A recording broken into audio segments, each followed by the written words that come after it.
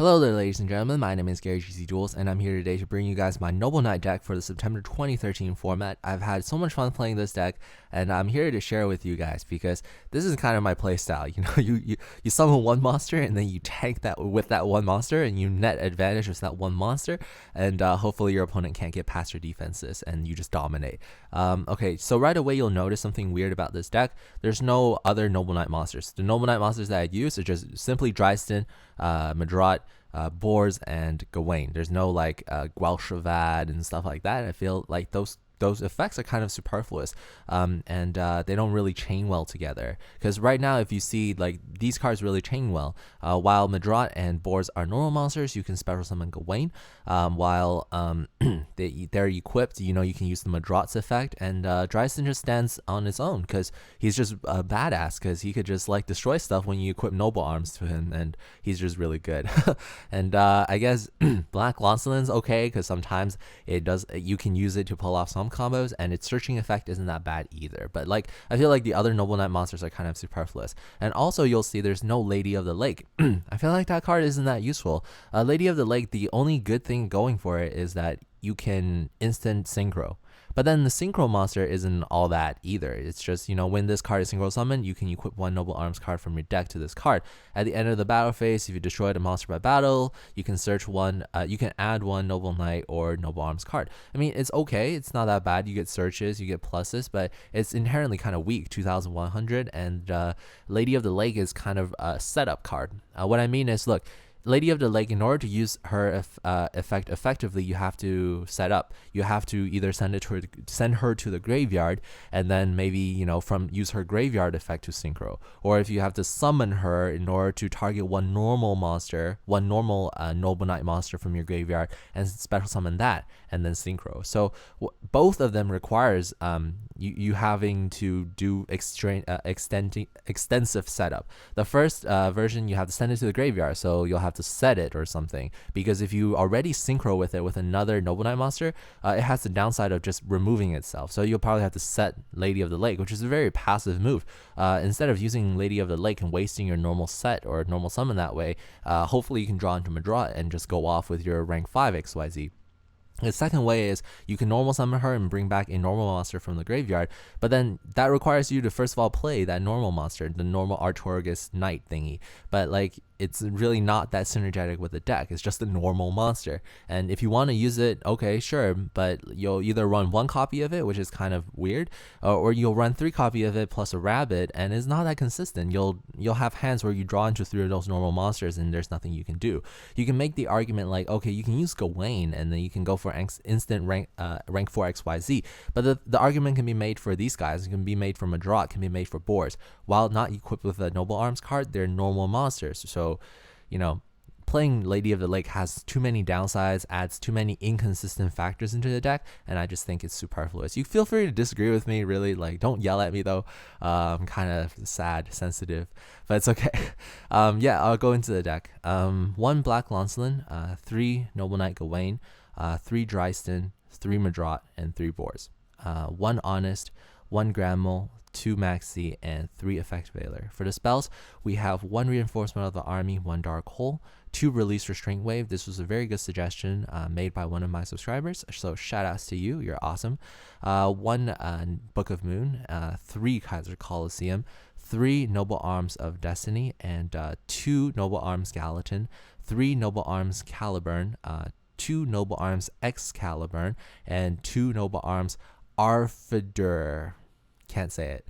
In the extra deck, we have the Ignoble Knight of High Lancelin, Thunder Charger, Tyrus, Vocosaurus, 2 of these Sacred Noble Knight of King Artorigus, 1 Constello Omega, 1 Blade Armor Ninja, 1 regular rank 4 Artorigus, 1 Excalibur, 1 Diamond Direwolf, 1 Paladinamo, 1 Maestroke Symphony de Jin, 1 Lavavo Chain, and 1 Gaga Cowboy. In the side deck, we have 1 Maxi, 2 Soul Takers, 3 Mystical Space Typhoons, 1 dimensional fissure, 2 fairy wind, 2 vanity's emptiness, 3 imperial iron wall, and 1 soul drain. Okay. In the you already know the combo, so I just want to explain some really quirky things about this deck. The first thing is Grand Mole, and why Grand Mole is awesome. Grand Mole is awesome because it works so well with Kaiser Coliseum. You can have your King Artorigus tanking with 4 back row with 4 equip cards, and then your opponent is forced to just set 1 monster if they wish to survive. They can't really have more than 2 monsters on the field. So what you do on your turn is you summon out Grand Mole, and then you attack that face down monster, and then you send that face down monster and Grand Mole back into the hand and attack directly with Artorigus.